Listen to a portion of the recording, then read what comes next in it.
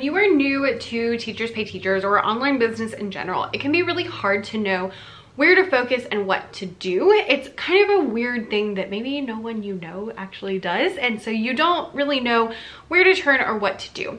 If you are in the boat, then today I want to share the number one thing that has helped my online business and Teachers Pay Teachers store to become what it is today.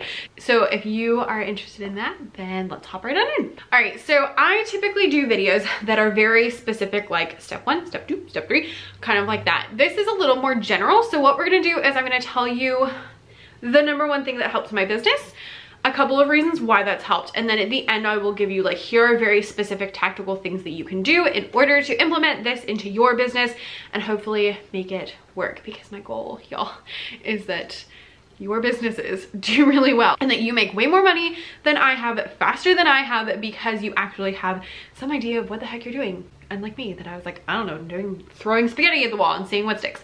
So the number one thing that has helped my business and changed my TPT store and made my online everything work is, from the get-go, I treated it like a business.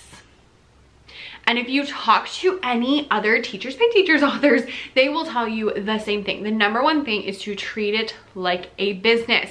My friends that follow me a lot are very sick of me quoting this, but I'm gonna say it again. Angie Belmar in How to Build a Content Machine said, if you treat it like a hobby, it's gonna pay like a hobby. If you treat it like a business, it's gonna pay like a business.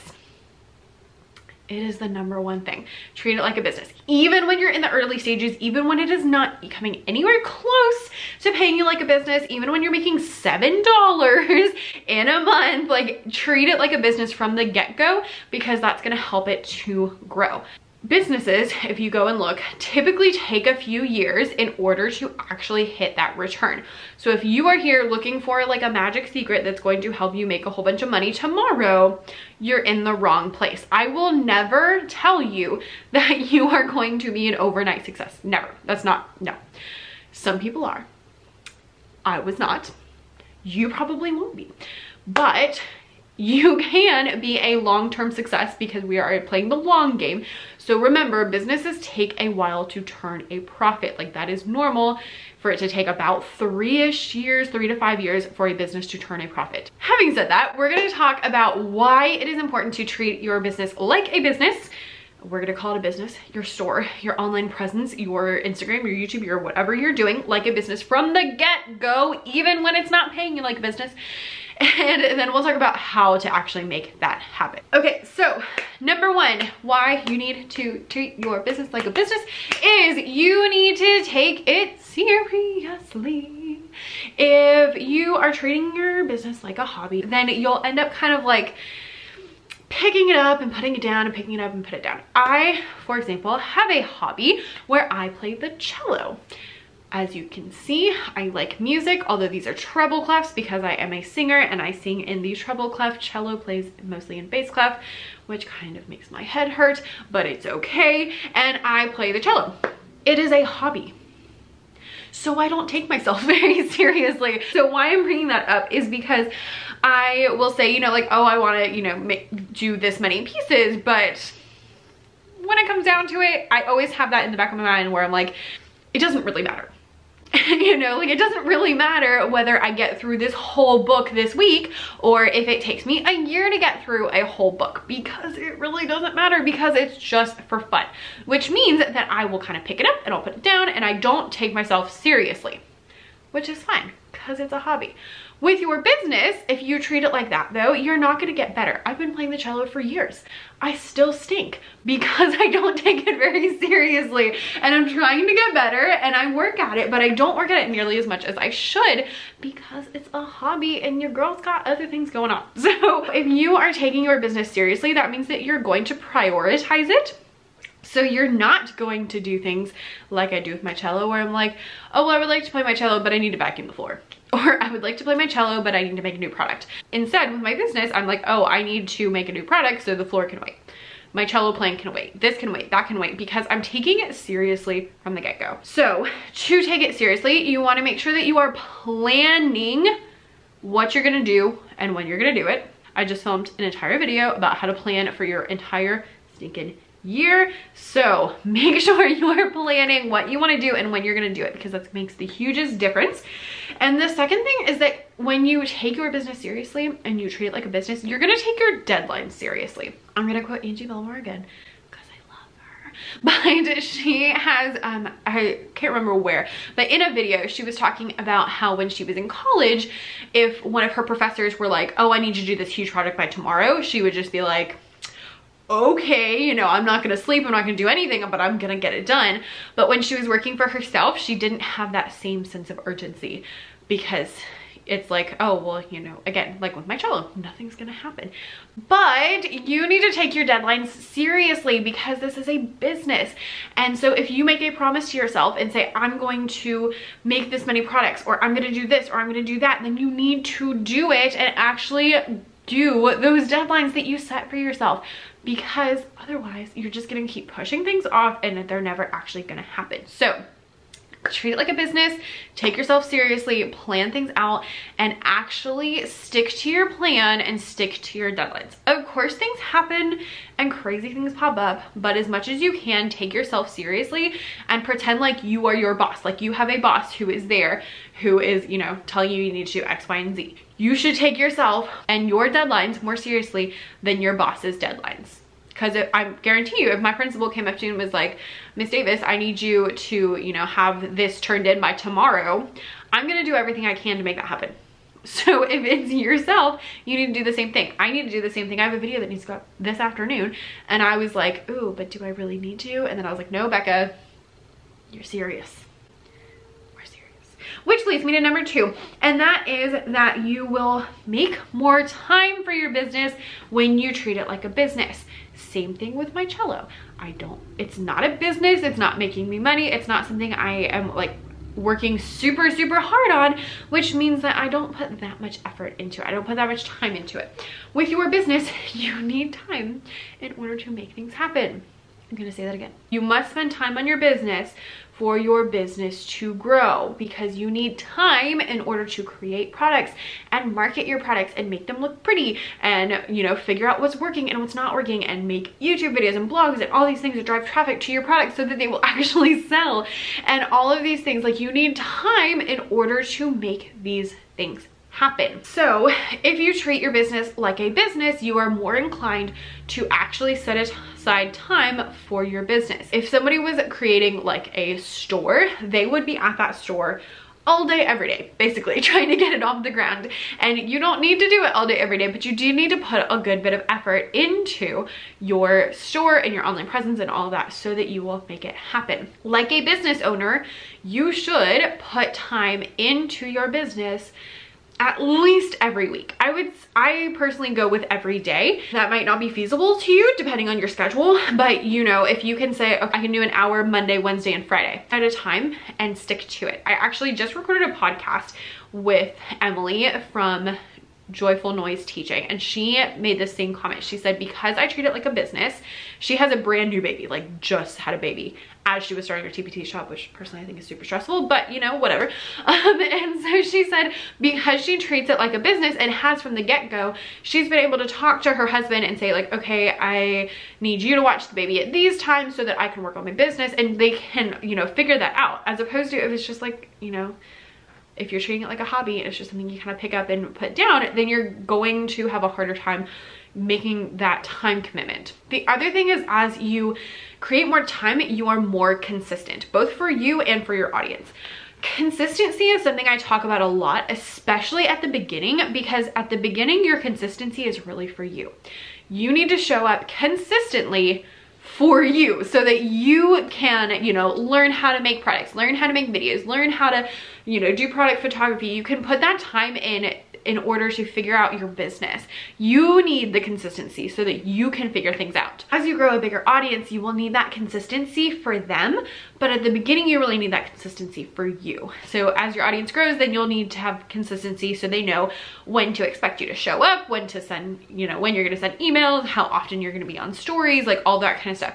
But at first, the consistency is really for you. And if you're not treating it like a business, you will not be consistent. Number 3 is business owners focus on the data and they see what works. When you are treating your business like a business, then you are actually looking at the data and saying like, okay, where is my money coming from? What products are selling? How are things converting? Am I posting on Instagram for no reason, or is that actually helping? Like, what is working? Where is the data? These are things that you probably will not be looking at if you're not treating it like a business, because you just won't think to, first of all, and secondly, you won't be spending as much time on it. So business owners usually do reviews of their business at least once a year, but typically quarterly. I suggest the same thing for you. Each quarter or even each month, sit down and say like, okay, what are my top selling products? Where is my traffic coming from? Look through your statistics, figure all that stuff out so that you will know what's going to make a difference, so that you will know where you should be putting your time and effort into. Because business owners are very big onto making sure they're doing money generating activities and not just spending time on things that don't make any changes. So make sure that you are also doing that and you're looking and seeing what is working and what is not working. And the 4th one is going to be a little bit controversial, and that is that when you treat it like a business, you are more apt to invest in your business. So investing in your business could look like buying clip art. It could look like investing time into your business. It could be, you know, buying courses and stuff like that to make you a better business owner. I am all for all of that. I'm part of like a monthly membership where each month I, you know, do like basically a mini course to learn more about online business. I purchase clip art and I purchase fonts, and I have lots of software that I pay for, and I have, you know, like a camera and stuff like that that I have because I've invested in my business. The controversial part that I'm going to tell you that most people won't is that you don't want to invest a ton of money if you are not making a lot of money. Please don't come for me. I know that that is going to be something people are going to be like, what? But truly, I did not spend any money until I had the money. I purchased, so I started with a blog and then I added my store a year later. And I purchased my blog with the money I got from cashback apps. So like I was using Ibotta. I haven't had good luck with Ibotta recently. I've been loving Fetch Rewards recently, but I got like, I used all of my cashback apps and I got the money. And I think I used Ebates, which is now called Rakuten. And I will link those below if you're like, what are you talking about? So yes, I love, so Fetch Rewards is my favorite because you just scan your receipts and it will give you like points for things that you buy. Ibotta is kind of the same way. It's like a digital coupon kind of thing. You scan your receipt and it gives you like 20 cents back for different things that you purchased. Ebates or Rakuten is like a, if you shop through their browser, then you get like a certain percent back. Anyway, not important. What is important is that that's how I paid for my website, is literally from the money I got from cashback apps. My big goal the first year was to make enough money that the next year I could pay for my website with the money I had made from my website. So when I started my TPT shop, I had no money because I had just paid for my website the second year. And so I didn't purchase anything. I just used like free things. But as soon as I started making money, then I started purchasing clip art and I started doing this and that. But the big thing I want to tell you is that if you are not making money, do not invest a whole bunch of money into your business. Now, if you just have a bunch of money, that's funny because you're teachers. But if you have, you know, extra money that you want to invest, like that's cool. But don't go investing, you know, hundreds and thousands of dollars if your business isn't making you any money, because I don't think that's smart. If your business is making you money, then invest. So as my business has made more money, I have invested more in software. I'm looking to invest in some software next year. I did my first year of YouTube filming on my phone because I didn't want to buy a camera because I wasn't making that much money. As I've grown, you know, I've been able to purchase a camera. I've been able to upgrade my lighting. I've been able to purchase different softwares. I've been able to purchase my planners that are like way too expensive, but I love them. And all of those things are things that I pay for with my business money. I did not do all of that when I first started because I didn't have any money. So at first, invest your time into your business, and then as you make some money, then invest in other things. For TPT authors, the first thing I would say you should invest in would be your clip art and fonts to make your resources pretty. And then after that, kind of just evaluate like what you think you need to make and what you think is good. I just talked to someone who said they'd like purchased all these different courses and all these different books and things, and they were like not making any money, and I was like, don't do that. You know, like I have hundreds and hundreds of videos you can watch until you make some money, and then as soon as you make some money, then start investing, because it is important to invest in your business. But if you are in that like, I've made $7 and that's it, just invest your time until you have some money that you can invest. So there's my spiel. All right, so those are some reasons why you want to treat your business like a business, and we're going to talk about some specifics for how you can actually make that happen. I kind of already did, because I talked about like investing in courses and all that kind of stuff, but you know, here we go. So specific tips. Number 1 is decide when you're going to work and stick to it. So I already kind of talked about this. You need a plan for when you're going to work, because I can guarantee you no one's gonna be like, oh, here is a free hour of time for you to work on your business. No, no, no. If you do not make the time up front, you will not have the time. If you do not make the time up front for yourself, it will not be there. No one's going to hand you an extra hour. You are probably not going to be like, oh, let me go spend all this time on whatever I'm going to do, because if you leave it up to yourself, you're going to want to watch Netflix. I love Netflix, but it's not as helpful as your business. So if you can have consistent work hours, that's gonna be the best. But if you can't, then sit down each week and say, okay, I'm gonna work on Monday for an hour, and I'm gonna work on Thursday for 2 hours. Cool. And then next week, well, I don't have a lot of time, but I can work on Saturday for a few hours. Cool. Put it on the list, put it in your planner, put it in your phone, make a plan so that it will actually happen. You have to schedule that time in, because again, no one's just going to hand you extra time to work on your business. You have to be intentional about it. Anything in life that is not working, you just need to get intentional about it and come up with a plan and come up with a strategy. I truly believe that. I talk about it a lot in both of my books, but especially the Happier Teacher Life. If you want to have a happier life, you need to be intentional about how that's going to happen. Number 2 is make a plan for what you're going to do. Do not sit down and start working unless you have a plan. Say it again. Do not sit down and start working if you do not have a plan. The worst thing you can do is sit in front of your computer screen and look at it and be like, all right, what am I going to do? No, no, no, no, no. People ask me all the time, like, oh, how do you come up with all these blog posts? And I'm like, well, your planning brain is different than your creative brain. So I sit down one day and I say, okay, what blog post am I gonna write this month? What am I gonna, and then I actually schedule it out. So I batch my blog posts. I do like a month at a time. But what I do is that I will sit down and I'll say, okay, I want to make these blog posts. And then I'll say, okay, on Monday, I'm going to write this blog post. On Tuesday, I'm going to write this blog post. And I used to do it differently, but I still had that. Plan out what you're going to do and when you're going to do it. So as you say, okay, I'm going to sit down on these 3 days this week. What are you going to do during that time? Because if you sit down and you don't know what to do, then you're gonna either do something stupid that's not going to help you get towards your goals, or you're gonna get frustrated because you don't know what to do. So sit down and plan so that you will know what to do when you get to it.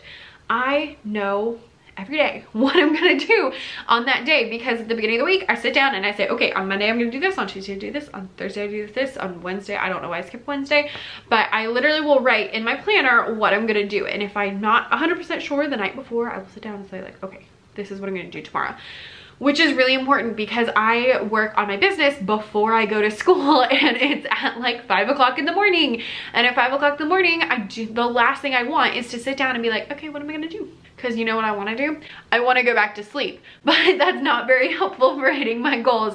So I have in my planner, this is what I'm going to do. And then I'm like, okay, so then I just sit down and I open my planner and I'm like, oh, okay, I'm going to write this blog post, or I'm going to write this email, or I'm going to work on this product. And then I know exactly what to do, and it makes life so much easier. Make life easier. Plan ahead. And then the last thing we're going to talk about is basically what I feel like I already said these things. Oh well. Is to review your business either monthly or quarterly. This is so important. Review both you and what you have done, what you have accomplished, what you've done well, what you haven't done well, and also what is working in your business. So I like to break this down into 4 different categories. Things I want to continue doing, things I want to adjust, like change, switch it up, like it's kind of working, but it could be better. Things I want to start doing, and things I want to stop doing. And these categories just make it really easy. You can literally just like on a piece of paper, write those 4 words and then figure out exactly what you want to do. And this is just a way to say, okay, maybe I've been spending too much time on Instagram and I need to stop scrolling on Instagram and start doing something else instead. So reevaluate yourself and what you're doing and how you're working, just like you would if you had an employee, or if you were someone else's employee, they would evaluate you and say, hey, you're doing this well, you're not doing this well. And the other thing is to review your business. So look through and see, okay, what products are doing well? What products am I making and spending a lot of time on that are not selling? Is there anything I can do for the products that aren't selling to make them sell? What are, you know, if you're doing a blog or a YouTube, like what is doing well and what's not doing well? What kind of posts are people doing?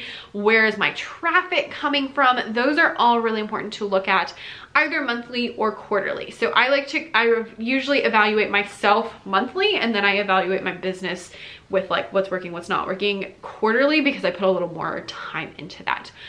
And it makes the biggest difference, because then you'll know, okay, if this is working, I need to continue that. Or if this is not working, I need to start doing something else, or I need to adjust it. And just those 4 categories make it like really easy to kind of think about because it's not like all of these different things. It's just 4 things. It just makes life so much easier. So if you are looking to make your store better, your online store better, treat it like a business.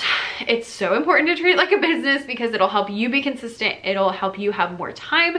It will help other people take you more seriously, because if you're not taking yourself seriously, you can't expect anyone else to take you more seriously. It will help you to figure out what's working and invest in your business and do all these things that are going to help so much. So I hope that made sense.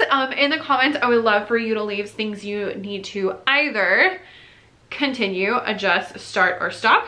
You can just pick like 1 that you should do. So let me know in the comments. That it's kind of like at school, I'll randomly be talking and I'll be like, if you can hear me touch your nose, because then I can see who's paying attention to me.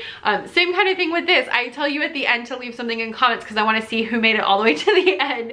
So leave in the comments what you're going to continue, adjust, start, or stop. You can just pick 1 and then add in anything you would add as to how you take your business seriously or anything else, because other people read your comments. I don't know if you know that. Other people read your comments and it helps them as well. So thank you so much for watching. I will see you next time. If you haven't already, make sure you hit the subscribe button, because we talk a lot about online business here on the YouTube. So thanks so much for watching, and I will see you next time. Bye.